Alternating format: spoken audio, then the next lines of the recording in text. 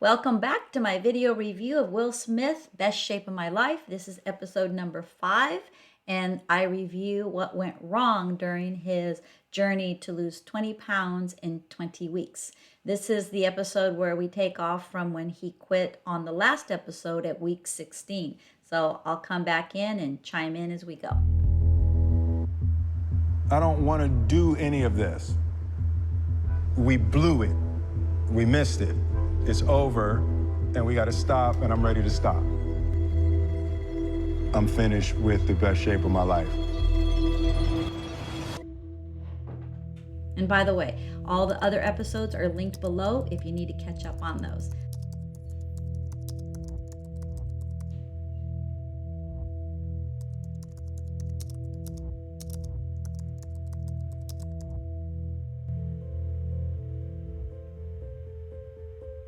In 2017, I was on the jury at the Cannes Film Festival. It was day 5, and we'd already watched 14 movies. With one more movie to watch before dinner, I needed a beat to be quiet and reset. I had 30 minutes to hit the gym before rejoining the jury. I had told myself that this was my time, for me, and I had promised myself that I would not allow anyone to infringe on it. For those of you that have seen my review of the previous episodes, you know that my stance is that I help men lose belly fat without fad diets and without having to set foot in the gym. But that does not mean for those of you out there that you love working out at the gym. You just heard Will say that he was under a lot of strain and stress over there at the Cannes Film Festival, that he just needed some time to disconnect, and he chose to use 30 minutes to go to the gym. So I'm not saying for those of you out there that enjoy going to the gym that I'm going to make you stop. No, absolutely not. But what I do want you all to know is that you don't have to set foot in the gym if that's not your thing. Midway through my second set, a 30-something black dude with a British accent entered and immediately noticed me. He whipped out his phone as he approached. "Hey, Will," he said, "say hi to my cousin." I reached up, putting my hand over the lens of his camera and pushed it down. "Hey, sorry, man," I said. "I'm training right now." So I have to interject here with the word training. Will says to the man, "I'm training." For me, if I was at the gym, I would say I'm working out. And there's a difference. I'm a person who doesn't enjoy going to the gym, so I call it work. Will obviously looks like he loves going to the gym. That's why he calls it training. So you can see by someone's language where they fall on the scale of do they really enjoy going to the gym. So I just thought I would point that one out. "Oh, it's just a quick video, Will," he said. "My cousin has Down syndrome. He loves you. I promise it'll be quick. The Fresh Prince is the only thing that makes him smile." "I'm sorry, man," I said, "but no." He looked at me with such disbelief. "But why not, Will?" I paused. I searched for the deepest, most honest answer, because I don't want to. What I love about Will is he gives the honest answer. I don't want to. And that's the honest answer when you ask someone, do they want to diet? Who's going to say they want to diet? I don't know anybody who wants to diet. So again, that's why when it comes to weight loss, I let you know that you don't have to do a fad diet in order to lose weight. The man shook his head in disgust, turned, and left the gym. I knew I had done right by myself, but I hated that someone else, an innocent, had gotten caught in the crossfire of my internal war. Will brings up something important here, in that this gentleman in the gym got caught in the crossfire. And this is what happens when people in your family or for you, when you go on a diet and you do something you don't want to do, you can actually be a very unhappy person to be around. I remember back when my mom was trying to lose weight, and this was back when Fen-Phen was popular. And for those of you who don't know, that was a drug that is now banned in the 70s or the early 80s, somewhere around there.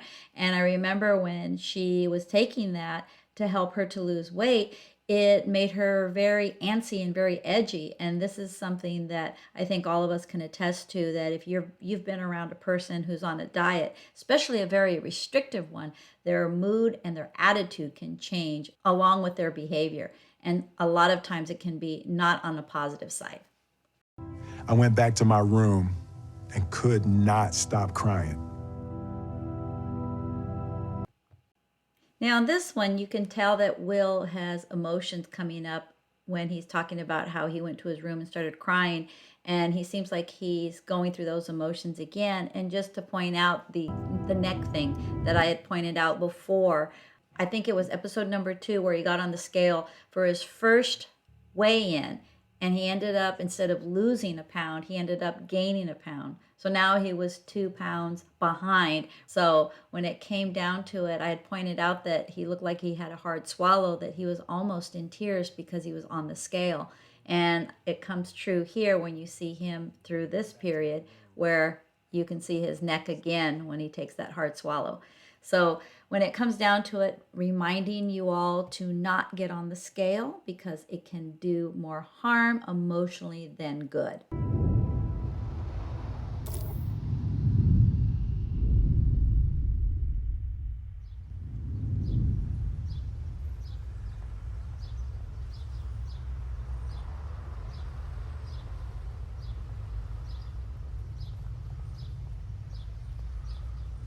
Are you ready, Jazz? Ah, here we are back again at the very handsome and very fit Dexton Debery, the director of this whole series. I had promised you last time that I would look into what this guy does. I did find out a little bit of information from his Instagram account, and that is that he actually worked out with Will 2 times a day throughout this entire process. So here he is working out with Will. I'll admit I don't know anything about his diet yet, but that will come in a future episode, if I can find that.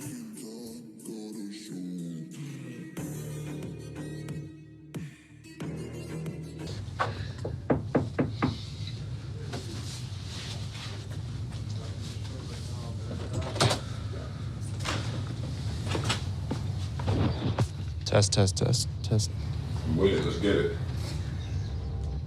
So Dex is here now. Dex and Jazz. And just so everybody knows, I'm saying it officially. I know this one's me. This is for my book. I'm at a calorie deficit and I'm in here crying every day writing the book, right? So I might not all the way be myself right now. Will is pretty smart to have the observation that he's at a calorie deficit and his mood is not where it should be in order to be going through this whole process. And I'm glad that he's made acknowledgement of that, and he's made a decision to change that for himself, because this autobiography is obviously very important to him, and plus he's on a timeline to get that done. So hats off to Will for being very observant about what's going on with this calorie deficit. What is the deal over the next 8 weeks, though? So is it to So this is the shoot and we're not gonna worry about that. I'm gonna put some regular clothes on. Yeah. Just Okay. if you guys let's put some pants on. So Will let us in and has agreed to shoot, but some executives here from the production company. So I guess we'll see how this plays out. So here you see Dex, the director, make a statement about some executives are there, and he's wondering how this is all going to play out now that Will has quit. Something that you're not going to see in the episode on YouTube, and this is something that I had to find by going elsewhere. Dex actually played an audio of a conversation that Will left, and I want you to listen to it to understand that there are some financial ramifications to Will quitting. Hey guys, first off, everybody did great work. Some of the stuff is really cool. Thank you, but I don't want to release it. Just have Miguel call YouTube, give them their money back, whatever. I don't want to do it. I'm done.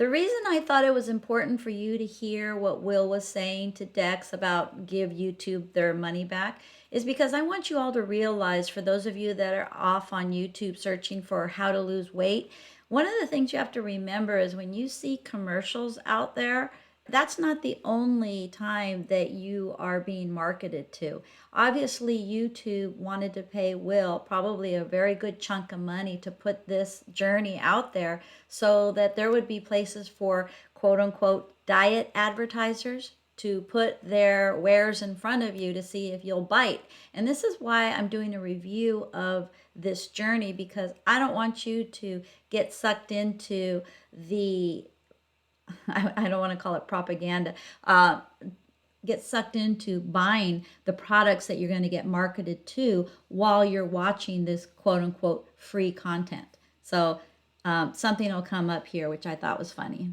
and I'll go into it in just a moment. When you're trying to drop weight and you're trying to be at a deficit and you're trying to write your memoir at the same time, it's everything you have. Yeah. Right?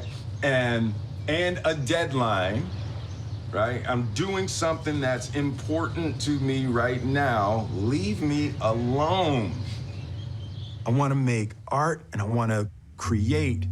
Like, don't tell me about the schedule. I don't want the show or something. Like, that mindset is disruptive to me in the creative process.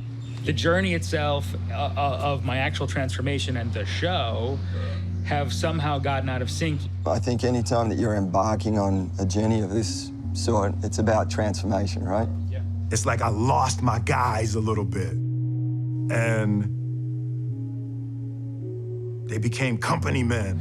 I think when we talked, I feel like we talked on December 26th or whatever, you thought the show will keep me accountable for the journey. Now here Jazz reminds Will of something he said that's really important. He thought that the show would keep Will accountable to the journey. Will thought that the show would keep himself accountable. And if you remember back on episode number 1, I said that when it comes to weight loss, that a lot of people rely on quote unquote willpower in order to get through and to, I would say, drudge through the process of weight loss. And weight loss does not have to be that way. Weight loss does not need willpower when you know how to do it the simple way, the sustainable way. That is something that I coach my clients on, and this is why I'm doing this review, is to point out things like what's going on here with Will, that it's outdated information when it comes to how to lose weight in this manner. Right, yeah. It's like I'm not trying to make a show. I'm trying to do what I'm doing, shoot it, and you make a show. Right? Yep. Right. The budget, the deadline, they'll get what we give them.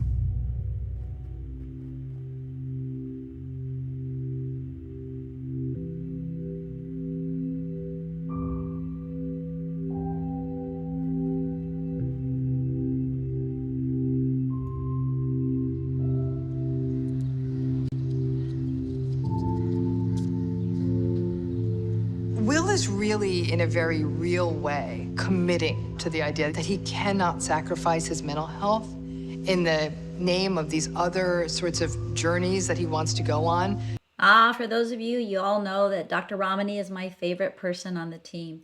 When Will said earlier that we blew it as a team, I don't think he meant Dr. Ramani, or at least I hope he did not mean Dr. Ramani, because she's the only one on the team that's making any sense. And she's absolutely right. When you're trying to lose weight and your mental state is not in line with that weight loss goal, or it's creating a problem for your mental state, it's not going to be something that's sustainable. And this is what Will has proven through this process, where he has decided to quit because of what it's doing to his mental state. Because let me tell you, on mental health, there's not as many second chances. 6, 7, 8, 9, 10, 11, 12, 13, 14, 15, 16 weeks. 16 weeks, right? So that's supposed to be roughly 205. I'm not gonna be 205. No, you're not. And the thing that I'm trying to do also is to not tap into my old mindset. because I can do anything when I, tap into that soldier. Right. So it's not about the harsh energy. It's more about a more sustainable mindset.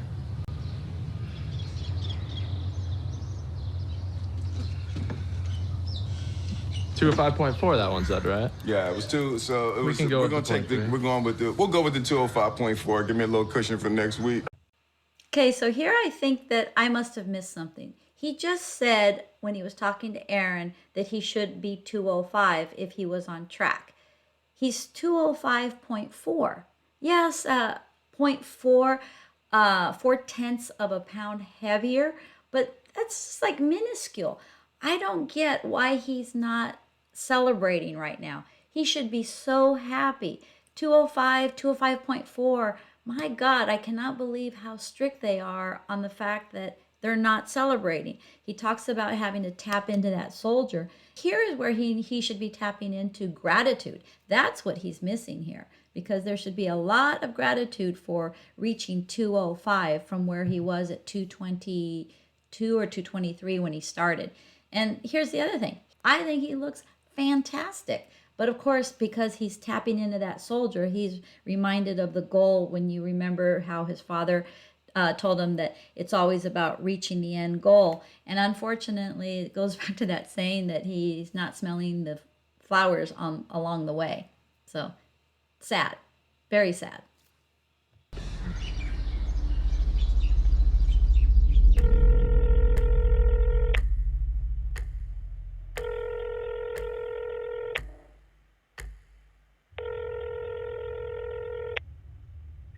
Hey, Will, reminder, we never got those chapters over to the publishers last week.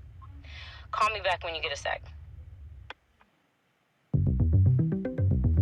There's a funny thing with deadlines, right? So artists need deadlines and need budgetary confines to get jammed into the work.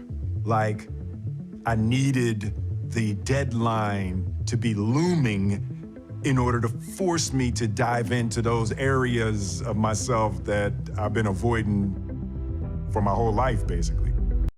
Will talks about having a deadline that makes him get off his butt and do something. But the reality is you don't need a deadline if you have the right coaching to get you through to the end goal. And that's something that I think Will was missing out here, in that he didn't have the right coach. And unfortunately, like I said earlier, had I presented my program to him, he probably would have thought, well, this is too easy, so it must not work. And that would be unfortunate for him to negate that something that's easy can be successful. And there's where that mentality comes from the diet industry, the diet and fitness industry, all about what? No pain, no gain, or the diet industry that makes you believe that you need this supplement or this diet in order to reach your goals. And again, to me, I call it propaganda, but they'll call it marketing. But that's another story. So in the book, I have a real button on people getting lost in their emotions. I hate it. Like, it signals destruction to me, right? Somebody is, freaking out. And even Daddy-O would crack us for that shit growing up. Oh my God, Dad, who's it? Yeah. We were raised at base survival. Yeah. Even when we weren't. Right. Even when it wasn't. Yeah. Survival, the mentality. The mentality was base survival. So this is the pivot point, right?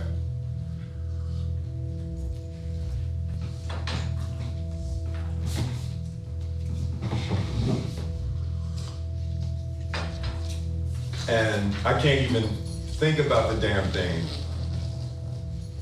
without being like, nah. But it's the center of every difficulty of my adult life. Okay, so here's where I have decided to leave a advertisement in for you so I can talk about it for a powder that is considered a meal. So for those of you out there that think you can buy a powder and just add liquid to it and it become a meal, first of all, it's really expensive. It comes out to like, I think it's $4.70 per serving, unless your jaw is wired shut or you don't have any teeth. Then those are the only people I'm going to say it's okay for you to consider any powdered drink that you turn into a meal. Because the reality is, people, that your ability to get nutrients from food should come from food. It shouldn't come from a powder. Think of all the things that they had to do in order to take something from Mother Nature and create it into this powder that you can put into a bag, ship it off to you, and it lasts for a year or more on your shelf. No different than Twinkies. So the reality is, this is processed food. And there's some key things that you should know about any type of supplement. First of all, supplements do not have to prove that they work. So this can be sold to you without any proof that it does anything at all beneficial for you. And number two, they do not have to prove that it's safe. The only time anyone's going to get involved if this causes a problem down the road is when there are a significant amount of people becoming ill. And right now, we currently have a high increase in kidney and liver disease due to all the supplements and all of these protein powders and stuff that people are taking. And the sad thing is that this business of supplementation is billions and billions of dollars big. And this is what's so unfortunate, because they obviously paid Will Smith money to make this series about weight loss. The reason why YouTube would pay for this, because they're going to make a lot of money off of Ka'Chava spending money to advertise to you while you're watching this. I don't even care if they give it to you for free. You shouldn't be consuming your nutrients from a powder.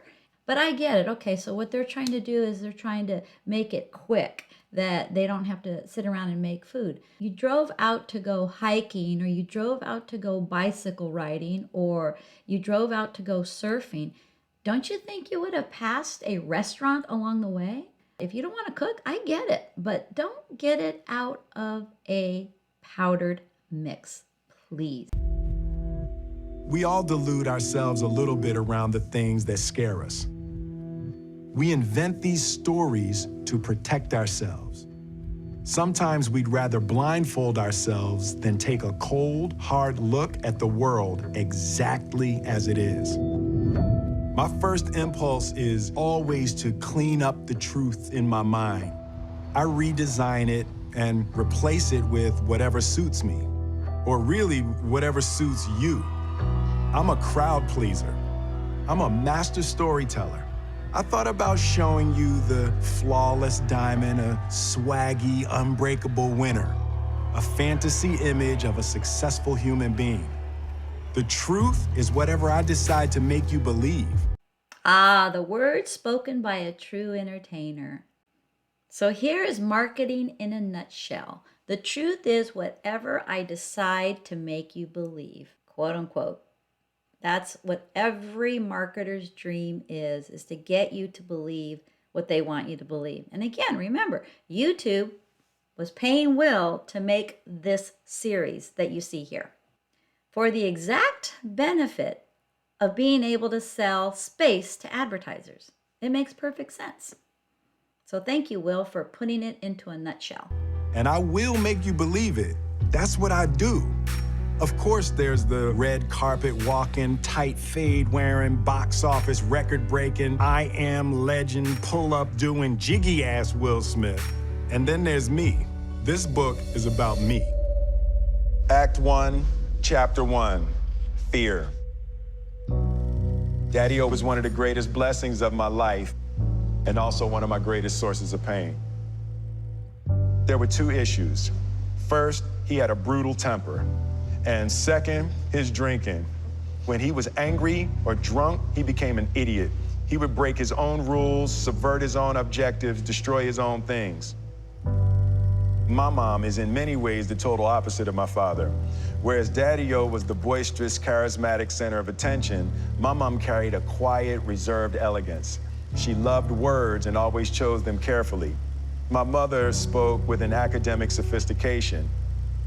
As much as we all suffered under Daddy-O's militaristic views of love and family, nobody suffered more than my mother. Each of my siblings remembers that night in the bedroom. With me standing there in the doorway, I watched my father punch my mother so hard that she spit up blood. That moment, probably more than any other moment in my life, has defined who I am today. Each of my siblings responded differently in ways that would go on to define who we were for much of our lives. If Harry was fight, Ellen was flight, and I became a pleaser. I wanted to please and placate him because as long as Daddy-O was laughing and smiling, I believed we would be safe. I was the entertainer in the family. I wanted to keep everything light and fun and joyful. And while this psychological response would later bear artistic and financial fruits, it also meant that my little 9-year-old brain processed Daddy-O's abusive episodes as somehow being my fault. I should have been able to keep my father satisfied. I should have been able to protect my mother. I should have been able to make the family stable and happy. I should have been able to make everything all right. But that night in the bedroom, watching my father's fists collide with the woman I loved most in the world, watching as she collapsed on the ground, helpless, I just stood there. I was my mom's oldest son. I was less than 10 yards away, and I was the only chance she had for help. Yet I did nothing. It was then that my young identity congealed in my mind, an unshakable feeling that no matter what I have done, no matter how successful I've become, no matter how much money I've made or how many #1 hits I've had, how many box office records I've broken, there's that subtle and silent feeling always pulsating in the back of my mind that I'm a coward, that I've failed, that I'm sorry, my mom, so sorry. Wow, that was really powerful. I left all of that in, even though what I'm reviewing is about what went wrong with the weight loss.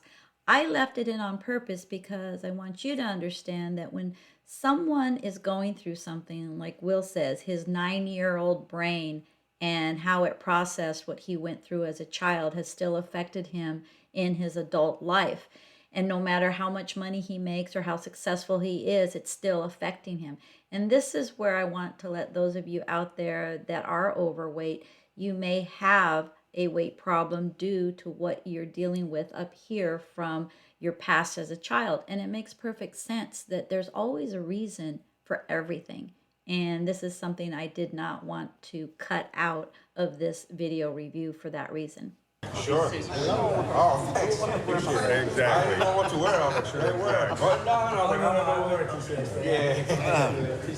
No. So everyone has met my mom. So my mom, I read her the chapter for the first time yesterday. Yeah, so we.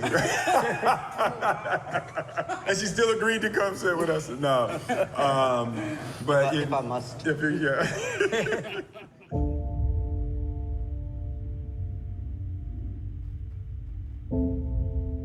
Did you feel like you had an option as to whether to be there or to choose to leave? I said, no, I'm not going to do this with my children there. No, this is, I'm not going to make them more upset with me screaming and hollering. One of the things you said that was really strong, too, you said part of the reason that you were standing up to Daddy is because you knew your kids were... Yeah, yes. You knew your kids could hear, and you knew your kids could see. Yes. And she wanted us to think he wasn't hurting her. Yeah. Maybe had I been more submissive, things may have been different. And I grit my teeth and buckle down. My children aren't going to be more rattled because I'm rattled. That's so powerful. Simultaneously, we're teaching him that that's not how you treat a woman. That was the only time in my life that I ever considered suicide. That was the only time in my life that I ever thought about killing myself, because it was all my failure in my mind. You know, the whole idea of me thinking of myself as a coward was new for her. You know, it's like we've never talked about it. The idea that I felt like I should have done something was so, you know, foreign. You know, so she reassured little Will that there was nothing that he could have done. I never thought he was a coward. Of course. Yeah, you seem to take on responsibility for stuff. Right. Yeah. Which is a way of maintaining control, even if it's a dire, dark narrative. And I think that all of that responsibility taking is a way of controlling something you did throughout your career. It was probably like a trauma reaction. He watched his mother be physically abused. There was this real sense of fear. His father held the family in sort of the throes of fear, so everybody would sort of snap to it. In order for a child to survive that, they better have a rich imaginary world. So he got to take his imaginary world, the place he worked stuff through, and turned it into entertainment.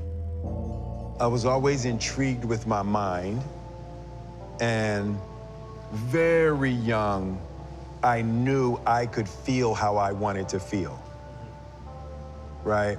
I had spent enough time in my mind, you know, that I knew I could ignore things, I could concentrate on other things, I could paint pictures. Like, I knew that I could get to a smile. It didn't matter what was going on. I could contort my mind to find a smile. Will quitting the show may look like a failure to a lot of people, but there's actually another way to look at it, as a breakthrough. Perhaps for the first time, Will is choosing himself. He's not hiding behind humor or control or the idea of winning. Instead, he's giving himself space to process and deal with his past. I love that this episode is called Transformation, because obviously Will comes to a point of transformation when he digs deep into who he really is and what's really going on with him. And I'm glad that he's made this shift, and it'll be exciting to see what happens in the next episode. And by the way, in the next episode, that's where we get to meet his father. And yes, I will be reviewing that. But for those of you out there that are struggling to lose weight and you would like to know how to lose weight the simple way, the sustainable way, then here's what I have for you. I've set aside some time in the next 48 hours to speak with you about what your particular problem is when it comes to losing weight. And if I can help you solve that problem, I'll certainly walk you through the steps to do that. So if you'd like to talk to me about your situation, go to goodbyegut.com/talk, and on there you'll see my calendar. Pick a day and a time that works for you, and I'll give you a call. And on that call, we'll go over what's been working for you, what hasn't been working for you, what your goals are. And then if I can help you to get there, then I will certainly tell you how to do that. If I can't, I'll steer you in the direction that will best serve you. The call is about 45 minutes long, and it's free. You're probably wondering, why would I spend 45 minutes talking to you for free about how you can solve your weight loss problem? Well, the reality is you will need someone to walk you through that process, and I would look forward for you to hire me to do that with. But if not, that's okay too. But at least from this one 45-minute call, you'll have extreme clarity about what it is that is causing your weight loss problem and where you need to go to solve that problem. So I look forward to talking to you on the other side, and I also look forward to catching you on the next review for episode number 6. So I'll see you on the other side. Chapter 16, Purpose. I asked myself, if you could snap your fingers and have any life you wanted, what would it look like? This question led me into an area of my inner world that had danger signs all over it. The answer would have to be extracted from the murky, swampy shadow regions of my psyche. What if I rip down all the boards and barriers and barricades, and whatever demon is in there takes over? What if I can't put it back? What if I like it being out? Would you like to go a little deeper? But I approached the dark place. I wanted to see what was in there. What are Will's feelings, Will's opinions, Will's needs, Will's ideas? Who are you really?